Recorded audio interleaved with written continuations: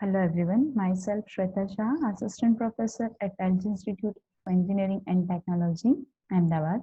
We are here for the subject Computer Organization and Architecture. We have started Unit 5, that is Central Processing Unit.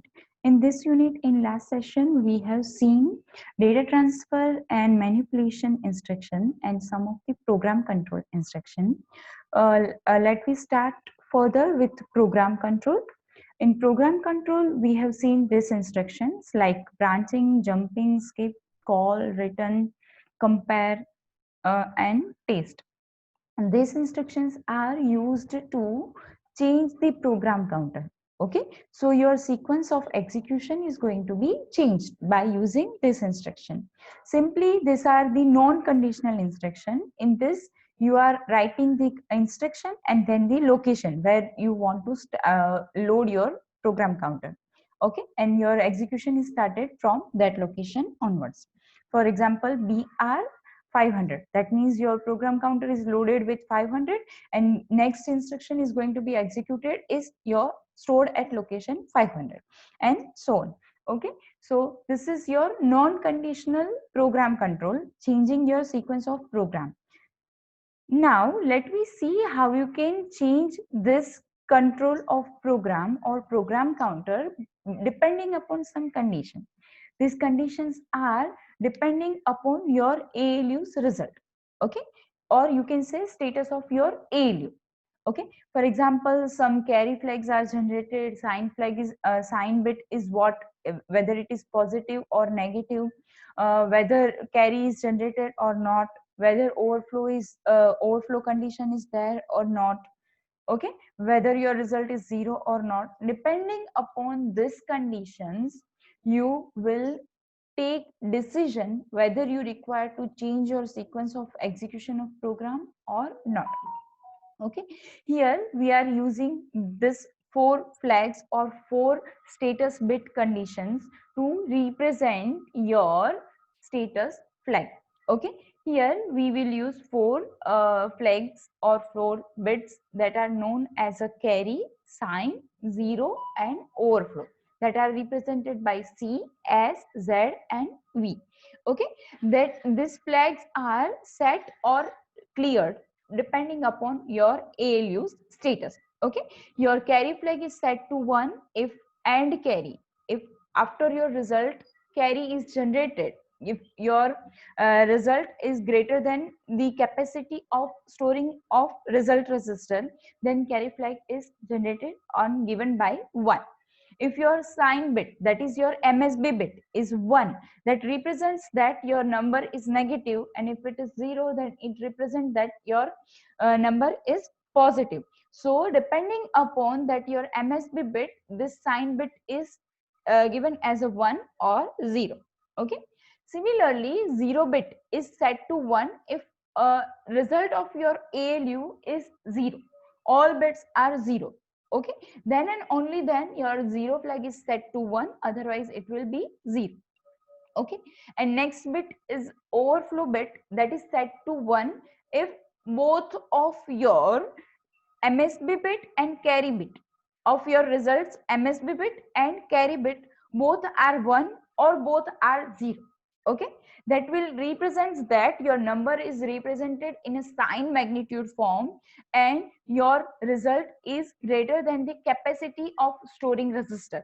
That is, if your 8-bit operation is there, that means you can store 0 to 255 numbers in unsigned manner, and minus and 127 to minus 128 in sign magnitude form.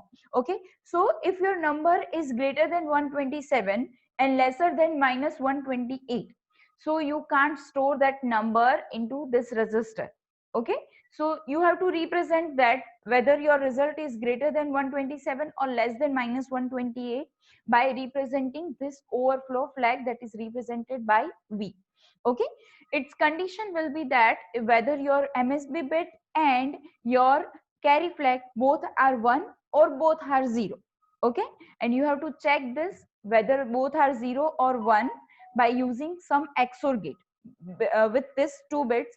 If both are equal, the output of XOR gate will be 1, and similarly your overflow flag is going to be set or reset, okay, depending upon your MSB bit and carry flag. Okay, so this is your overflow flag. So for this you can use this type of circuitry to generate this status bits. Here your A is input, B is input, both are of 8 bit and output is of 8 bit. Okay, so if your result is greater than 8 bit, that means your carry is going to be generated, and that we will represent it by C8, and that is going to be stored into carry flag. If your result contains MSB bit as a 1, then it is going to be stored here as a 1. If it contains MSB bit as a 0, then it is going to be stored as 0. Okay, so that is your sign flag. If your result contains all of the bits 0, that means all bits of result are 0, that means your result is 0, then your 0 flag is going to be set 1, otherwise it is going to be reset, that is 0. Okay, and in last we will check for overflow condition for sign number, that is you have to check your MSB bit and carry flag bit, whether both are equal, then you have to set overflow flag. Okay, so we will apply this to XOR gate. If input of XOR gate is 1 1, output will be 1. If input of XOR is 0 0, output will be 1. And in all other condition like 0 1 or 1 0, the output will be 0, and so your overflow flag is going to be reset. Okay, so by using these conditions also you can use you can check whether you have to change your sequence of execution or not. Okay, so for that we will use this 4 bit, whether your carry is generated or not, whether your sign flag is generated or not, whether your 0 flag is generated or not, whether your overflow flag is generated or not. Depending upon this condition you can decide whether you have to do branching instruction, whether you have to do jumping or not, whether you have to skip or not, whether you have to call or not, and so on. Let me see the example for branching instruction depending upon this 4 condition. Okay, these 4 conditions are branch if 0, branch if not 0, branch if carry, branch if not carry, branch if plus, branch if minus, that is branch if sign flag is 1 and branch if sign flag is 0. For plus sign your sign flag is 0, and for negative sign or negative number your sign flag is 1. Branch if overflow and branch if not overflow. Okay, so depending upon your 4 bits condition, your 4 multiply by 2, that is whether this condition or whether this condition not, total 8 instructions can be generated for each and every program control instruction. Similarly you can do for jumping, calling, etc. Okay, let me see with one example how your condition flags or status bits are going to be generated. Let we have 2 bits like 2 data for this A and B, that is given by this binary pattern like 0001 and 1011 and 1001 and 0010. Okay, and you have given the operation of addition inside the ALU, and after that operation you will check the condition for this all of the flags. Okay, so let me see the A and B. If you add 1 plus 0, result will be 1.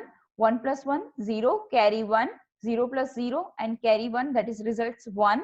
1 plus 0 1, 1 plus 1 result 0, carry 1, 1 plus 0 plus 0 result 1, 0 carry 0, and then lastly 0 plus 1, that is 1. Okay, so it is going to be your results of ALU.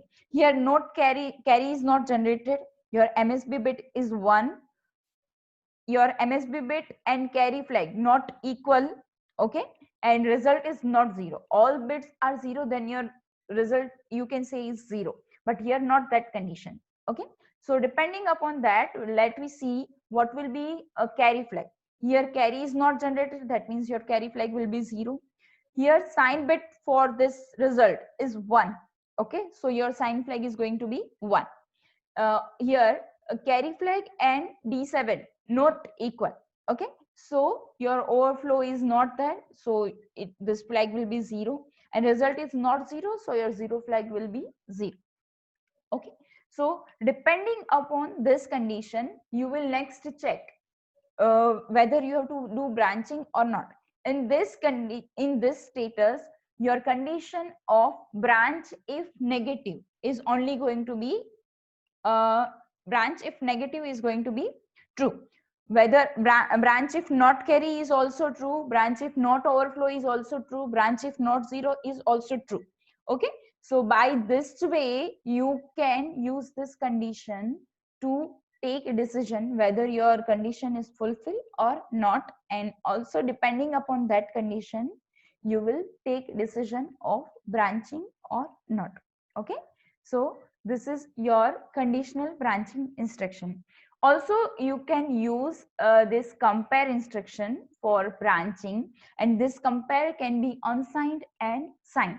Okay, for unsigned branching, we will see only the numbers, only the bit patterns. We will not consider number as a negative. And for that, you have numbers are higher or equal, lower or equal, this kind of representation. And for sign number, you can represent it as a whether number is greater or lesser or equal, and so on. Okay, here equal will be in both of the case, for unsigned also and for signed also. Here BHI condition is for branch if higher. That means if your content of A is greater than B, that is your condition of BHE is going to be fulfilled. In all of this instruction, signed comparison or unsigned comparison, operation of A minus B is going to be done. Okay, if branch if higher is true when your A is greater than B, and branch if higher or equal is true when A is greater than or equal to B. Okay, branch if lower is true when your A is less than B, and branch if lower or equal is true when A is less than or equal to B. Branch if equal is true when A is equals to B, and branch is not equal is true when A is not equal to B. That is same for unsigned also. Okay, for branch if greater than, your content, your number is going to be considered as a signed number, and if your A is greater than B, then your condition of branch if greater is true. And if greater than A is greater than or equal to B, then your condition of branch if equal, greater or equal is going to be true. Similarly, for less than, A should be less than B, and for less than or equal to, A should be less than or equal to B. But here we are considering number in a signed magnitude form, and here we are considering number as an unsigned, and all 8 bits are used to calculate magnitude. Okay, so this is your compare instruction. By using compare also you can do branching, whether you have to do branch or not branching, depending upon this operation A minus B, and depending upon your condition which you have used. Okay, so these are the basic flags condition: sign, zero, carry, and overflow flag. And this is depending upon your comparison, in which you are doing subtraction operation with for both signed number and unsigned number. Okay, so this is your conditional branch instruction, how you can use your branch instructions. So we are ending our today's session over here. In next session, we will see call and subroutine.